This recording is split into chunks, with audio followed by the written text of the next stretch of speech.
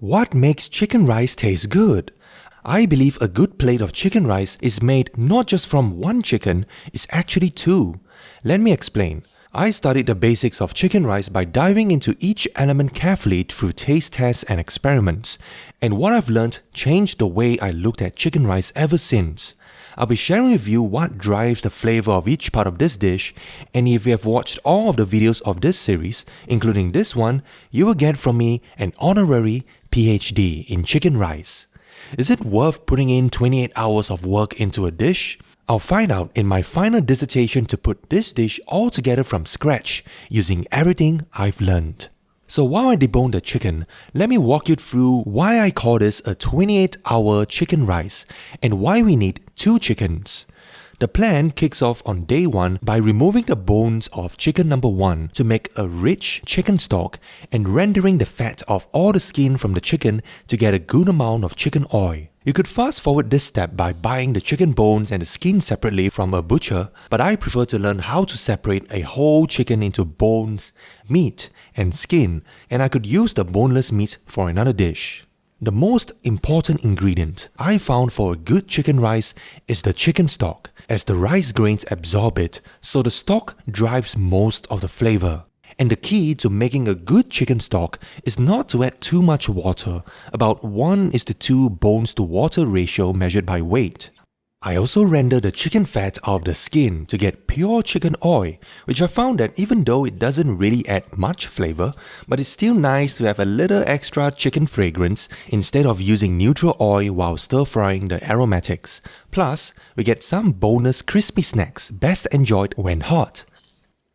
The second step is to prepare an ice bath in advance because it takes time for the water to chill to be as cold as possible and for the water to freeze into ice blocks overnight. This is for cooling our second chicken for its meat because I found that room temperature water and ice is not cold enough and the water must be hovering over 0 degrees to give the chicken a shiny appearance to make it so much more attractive. Then the next day is to make the condiments first before poaching the chicken because I want the condiments to be at their freshest and ready before I cook and serve the chicken rice. Overall, it sounds like a really long time for this dish, but most of it is inactive time and most action really starts at the last 7 hours. So I think the title is justified. So why does the chicken stock take 24 hours to make? Because I found that it gives the rice the most flavor compared to a younger stock, and I found that any longer beyond 24 hours wouldn't make any difference to the flavor. While the chicken stock simmers at the lowest heat setting in this time lapse, the rest of the time would be unintended time to let time do its thing, which gives me time to talk about the sponsor of this video, time. You see, I like to think of time as an ingredient. Generally, the more time invested in a dish, the better it tastes. Part of it could be psychological, but I believe time also helps make the food taste better by letting the ingredients break down to fully release its flavors. So in this case, we're just letting time and low heat do the work to transform water and bones into liquid gold chicken stock. Thank you, time, for sponsoring this video. So the next day, after 24 hours of simmering, there'll be this fragile sheet of gelatin on it, meaning all the good stuff from the bones and joints has been extracted. To make up for time, I believe most chicken rice stores out there cook their rice with flavor enhancers like chicken powder, chicken stock cubes, or MSG. But for me, with the power of time in this golden stock, I don't need any of those ultra-processed additives. I prefer to take my time to make something tastier, more naturally in a healthier way too.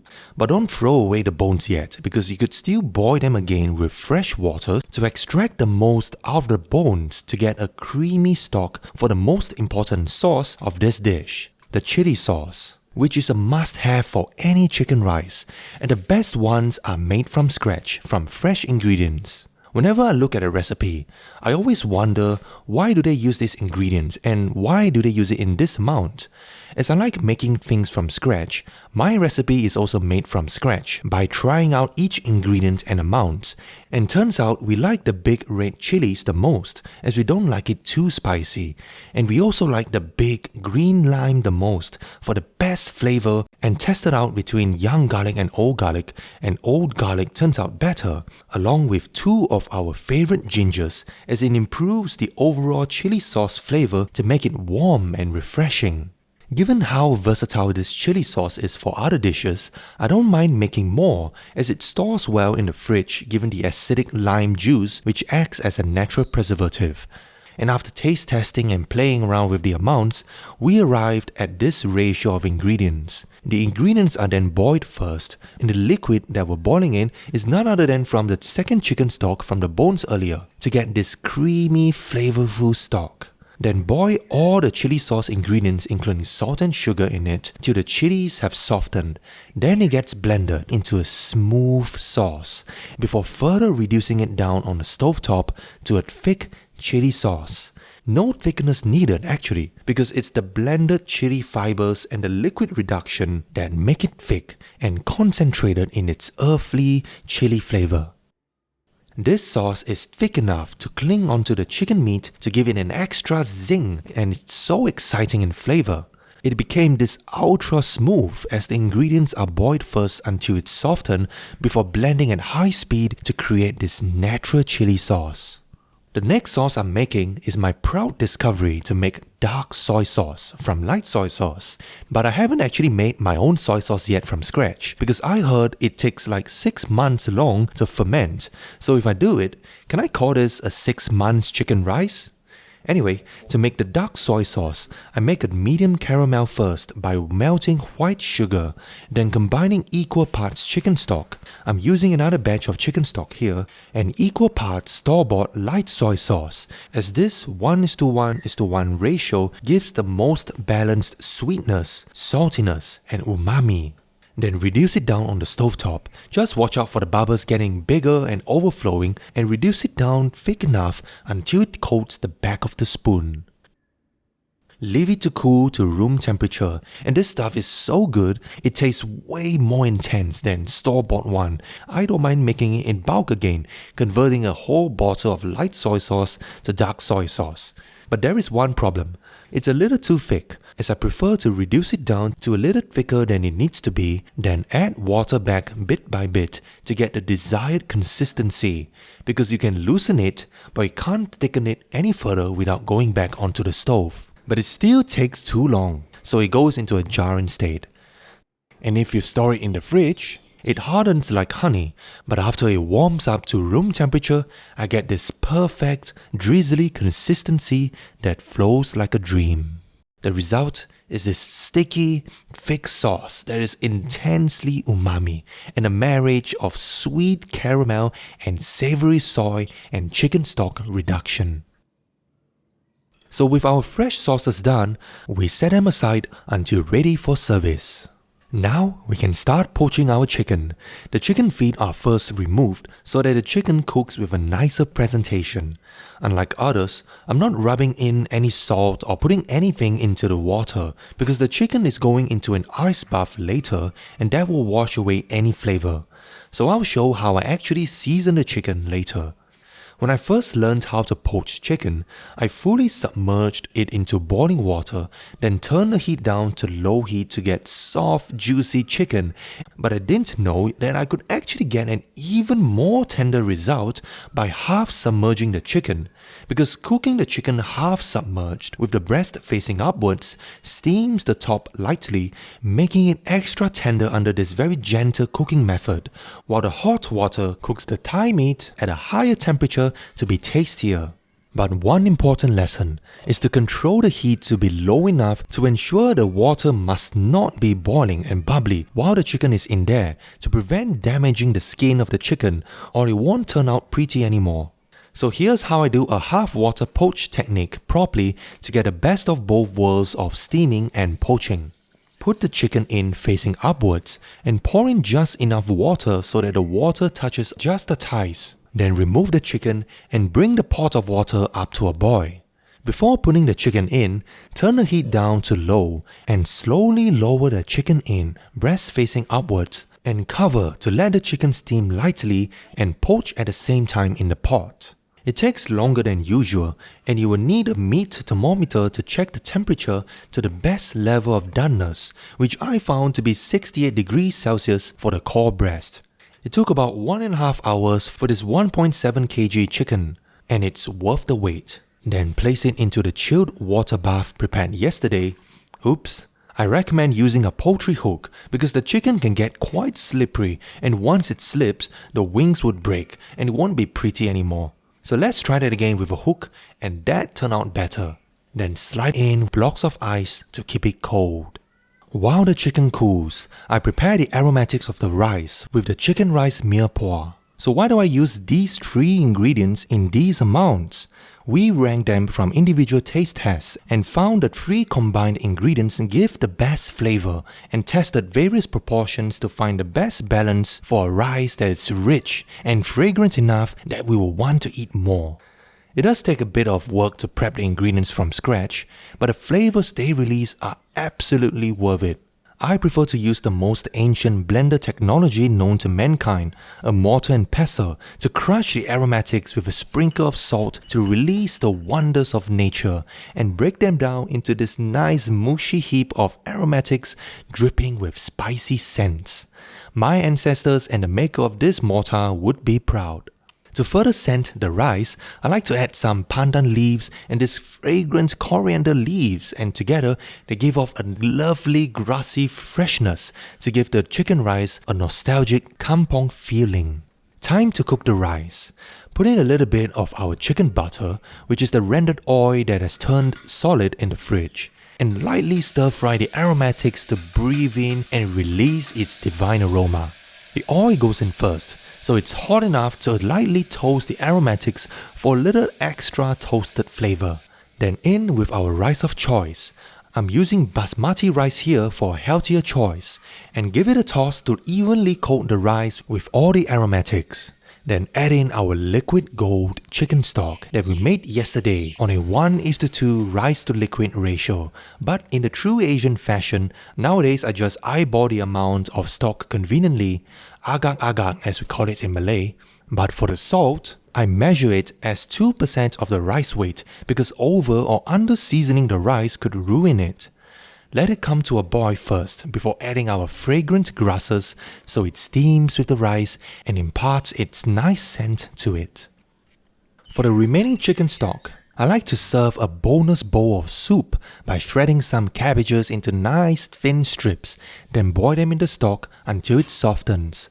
The soup becomes this milky tan color as the boiling mixes the chicken fat in the stock with the liquid, giving this comforting bowl of ramen-like soup with soft strands of cabbage. Check the bottom of the rice once in a while to confirm all of the stock has been absorbed, and leave it on low until there is no more moisture left. Remove the pandan leaves and the aromatic coriander leaves on top, and there will be some aromatic solids left on top after the liquid is absorbed into the rice. So fluff the rice gently so that the aromatics mix evenly into the rice. Do it as closely as you like for an extra steamy facial aroma. Breathe in the fragrant aroma and let it fill my home with chicken rice vibes to get ready for service. Now set up a chicken rice stall at home and hang our chicken that has turned shiny from the ice bath to drip dry in gorgeous admiration. This ensures that the meat flavor is not diluted by any water. Start deboning the chicken, and I have a full deboning tutorial available in a separate video. Deboning the chicken makes the eating experience more pleasurable without any bones in the way, and more importantly, I could also use the bones to make another batch of chicken stock, so I just need to buy one more chicken to poach if we want chicken rice again. Carefully cut equal width slices of the chicken breast and thigh meat. Add some garnishes of fresh coriander leaves and slices of cucumber and tomatoes on the side to add a pop of color to the platter. Our rice should be ready by now, so bowl up the rice and lightly press it onto another bowl to invert for a smooth round presentation. Scoop up a bowl of delicious cabbage chicken soup too. To season the chicken, we like moderate saltiness from the light soy sauce, diluted 1:7 with the poaching liquid or soup, and a generous drizzle of sesame oil for its fragrance. Finally, a generous serving of our delightfully dark soy sauce and homemade chili sauce. Take photos for a thumbnail. And this is my 28 hours Hainanese chicken rice for her. The soup is tasty and it's refreshing with a lot of cabbage in it. I like it this way. And the chicken is soft and tender, easy to chew, and the soy sauce really complements the chicken. And the dark soy sauce, it enhances the flavor of the chicken with the rice. The rice is very fragrant. You can taste the pandan and also full of ingredients. It's like one of the dream rice for chicken rice, and all together it complements each other. The chili is well made too, just like this chicken rice dish. So this is how 28 hours of work in chicken rice tastes like. You know how there's this trend about priceless pancakes? Well, I think this is kind of my response to that. In the market, you can pay $5 for a decent chicken rice from hawker centers, or up to $30 from a hotel restaurant Chatterbox, which holds the title of serving the most expensive chicken rice in Singapore. But I used Chatterbox chicken rice pictures as reference for my thumbnail because I love how they elevated this humble dish into something elegant and classy in presentation. It has been a learning journey to cook chicken rice. I didn't get this 28 hours chicken rice right the first time actually, as I overcooked the chicken because the heat was too high, so the water was boiling and damaged the skin. And I also poured hot caramel dark soy sauce into a plastic bottle, making it toxic. Should have waited for it to cool first, so I treated the first attempt as practice and did it again this time. So by watching till the end, I award you an honorary PhD in chicken rice. Go make this dish for someone special. More importantly, do your own taste experiments like how we found the flavors we like, however long it takes to make.